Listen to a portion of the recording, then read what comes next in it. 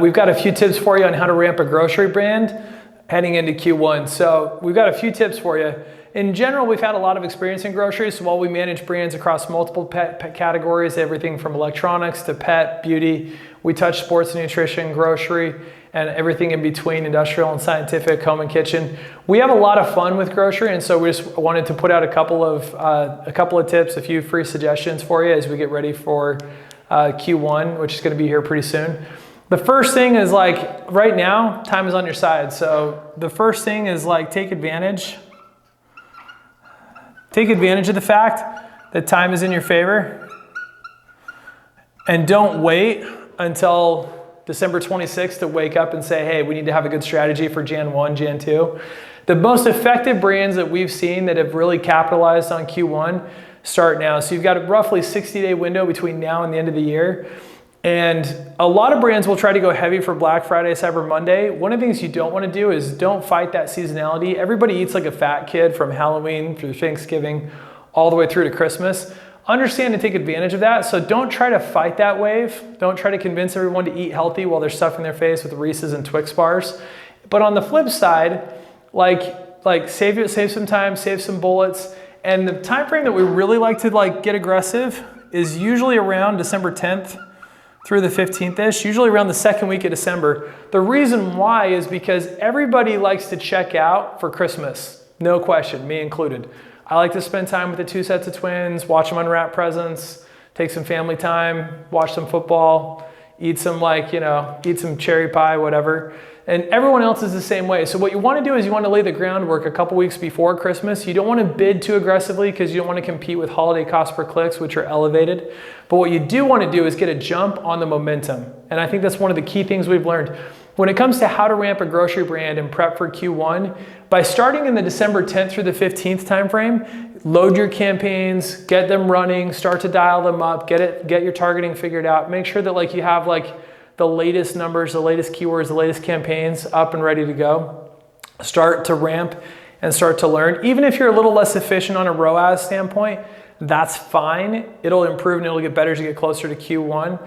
But by starting 2 weeks or 10 days before Christmas, when you wake up on December 26th, there's a key lesson that you see in this category when you've done it for a long time, and that is, everybody wakes up on the 26th and the demand for healthy food ladders at 15 to 25% per day.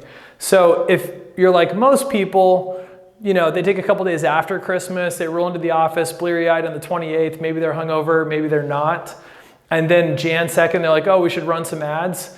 They've missed the wave. And so Amazon at its core is a momentum model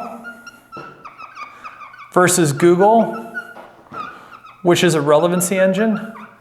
It's a key difference that most people don't understand.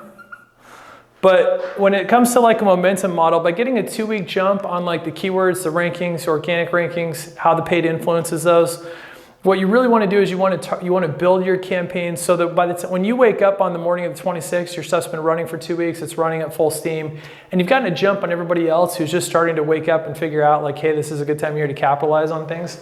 The last thing is when you're looking at your promos, and this can't be understated enough,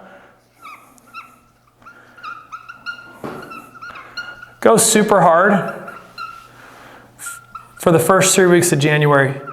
There's a principle that we've learned after 8 years of doing Amazon.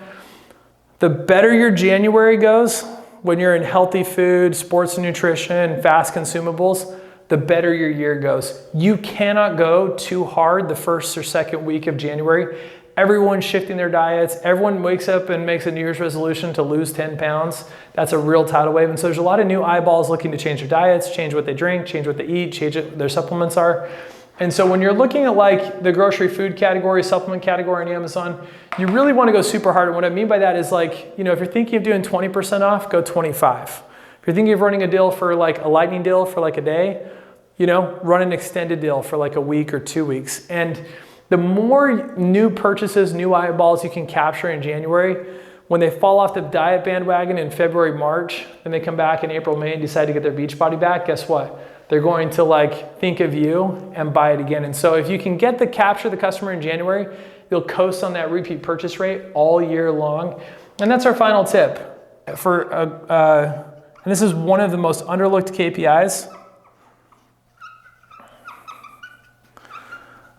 Most people don't pay attention to it. We've been calculating it for years, long before it was even like a thing. It's a CPG metric. But our fifth suggestion, focus on repeat purchase rate. Look at your repeat purchase rate by SKU. Look at your profit rate by SKU. And focus most of your marketing attention and muscle for Q1 on your SKUs and on your items that have the highest repeat purchase rate. If you do that, then you're going to be able to spend less on marketing later on, having higher lifetime customer value, higher LTV, and you'll be able to print money all year long. And so this is actually, even though it's the worst time of the year for people eating healthy, it's the best time of the year to prepare for capitalizing on that New Year, New You traffic that's going to hit in a couple months. So those are a few tips to deal with, those are a few tips on how to ramp a grocery brand in Q1. We'll see you in the jungle.